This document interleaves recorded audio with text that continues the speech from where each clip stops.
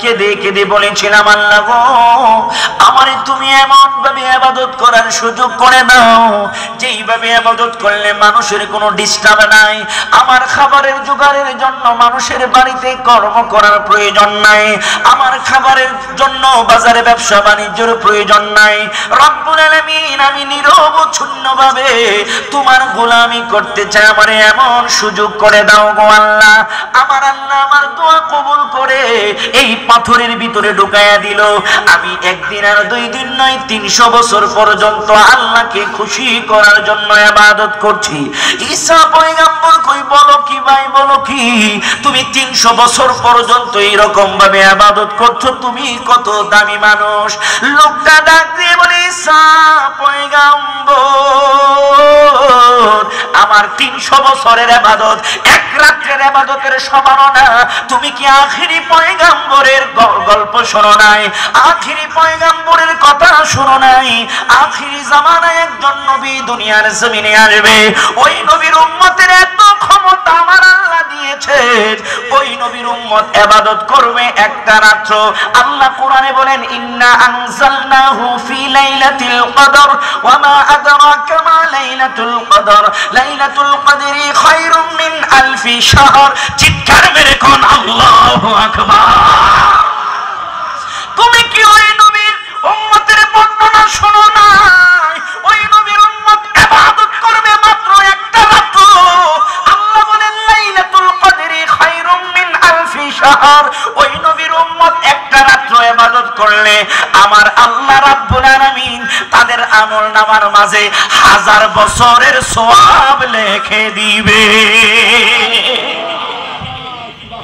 ইবাদত করবে কয় রাত? আমরা আমাকে কথা বলতেছে, ইবাদত করবে মাত্র একটা রাত, সওয়াব লেখা হবে 1000 মাসের। সুবহানাল্লাহ কইতেন না?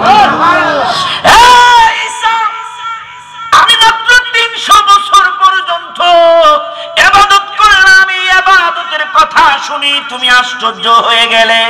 আখিরি নবীর উম্মতের বর্ণনা শুনে রাখো, ওই নবীর উম্মত যদি একটা রাত্র ইবাদত করে আমার আল্লাহ রাব্বুল আলামিন এত বড় নিয়ামত তাদেরকে দিয়ে দিবে। শুধু তাই নয়, তাই নয়, ওই নবীর নুরানি জবানের বর্ণনা আছে, শুনে রাখো। ওই নবীর উম্মত যদি ওই রাতে সারা জিন্দেগি ভর গুনাহ করার পরে, কবিরা গুনাহ করার পরেও যদি ওই রাতে তওবা করার মতো তওবা করতে পারে, আমার আল্লাহ বলছেন তাদের সব গুনাহ আল্লাহ মাফ করে দিবে। রহমতে আলম নবী নূরে মুজাসসাম, সাহাবীরা আতর বানায় জোড়ে, সাহাবীরা আতর বানায়।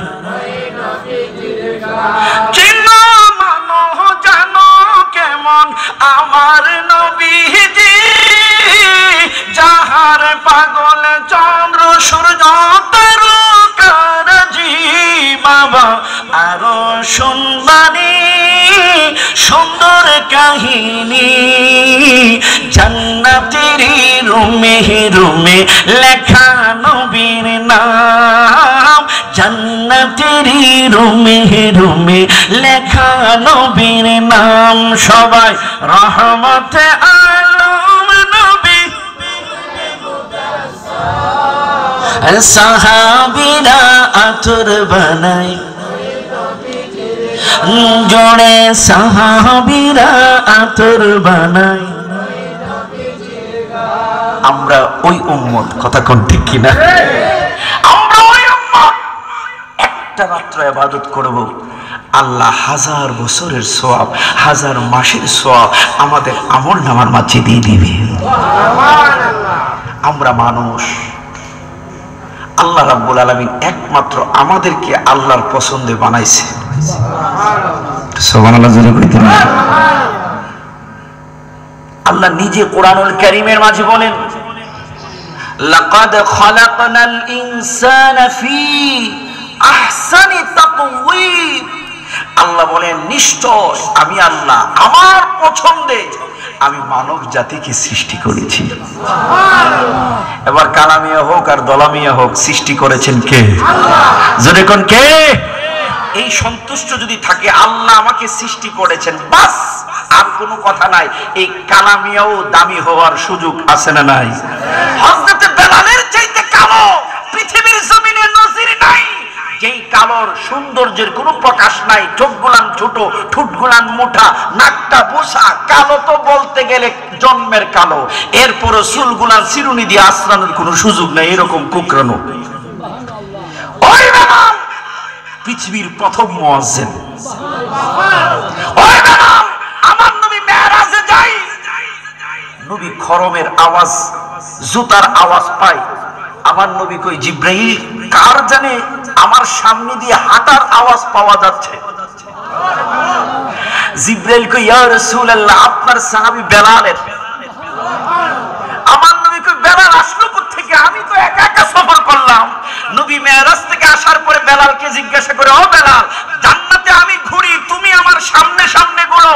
বেলাল কই, ইয়া রাসূলুল্লাহ, আপনারা বললেন তাহিয়াতুল উযু, নামাজ, উযুটা বানায়া নামাজ যদি পড়তে থাকি ওই লোকটা আপনার সাথে জান্নাতে থাকবে। আপনি বলার পরে তো আমি ছাড়ি নাই, আপনি বলেছেন, আমি আমল করেছি, আপনি জান্নাতে গিয়েছেন, আমি বেলালও জান্নাতে গিয়েছি। ওই নবীর উম্মত আমি আর আপনি। আল্লাহ আমাদেরকে মানুষ বানিয়েছেন। আমার নবী বলেন কয়টা জিনিস, ওয়াজ সংক্ষিপ্ত করে দিচ্ছি। আমার ভাই ইনশাআল্লাহ মুফতি গোলাম কিবরিয়াল কাদরি সাহেব আলোচনা করবেন। আমি মাত্র আসছি, একটু জমিনটার একটু আবাদ করি, এরপরে ভাই আয়েশা ইনশাআল্লাহ ওয়াজ করবেন।